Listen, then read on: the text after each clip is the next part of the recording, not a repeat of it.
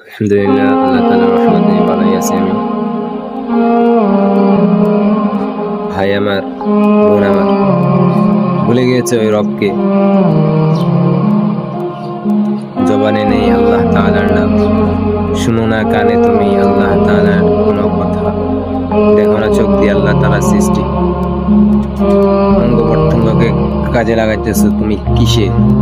তোমার কোন কাজে লাগাইতেছো তুমি নিজেও জানো না। তো আল্লাহ তাআলা বলছে যে আমার থেকে মুখ ফিরিয়ে নেবে, আমি তাকে তার আমলের মধ্যে ছেড়ে দেব। আল্লাহ তাআলা তোমাকে আমাকে প্রত্যেক দিন এতবার নসিহত করে, বান্দা ফিরায় আমার দিকে, আমি ক্ষমা করে দিব। তওবা কর, আমি তোর গুনাহ সব মাফ করে দেব, তোকে পরিপূর্ণ নেক পবিত্র করে দেব, তুই শুধু তওবা কর। আর আমরা আল্লাহ তাআলার কোনো কথাই শুনতে দেব না।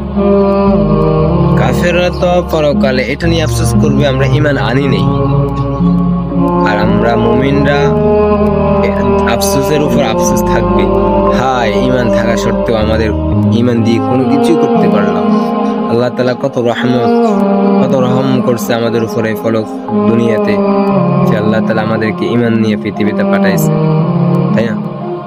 তো আফসোস যেন না করা লাগে পরকালে, ওইটারে প্রস্তুতি নাও। দুই দিনের রং তামাশা পড়ে তুমি আখিরাত ভুলো না, রবকে ভুলে যেও না। রবকে যে ভুলে যায়, রব তাকে বারবার বারবার বারবার ডেকে ডেকে বলে।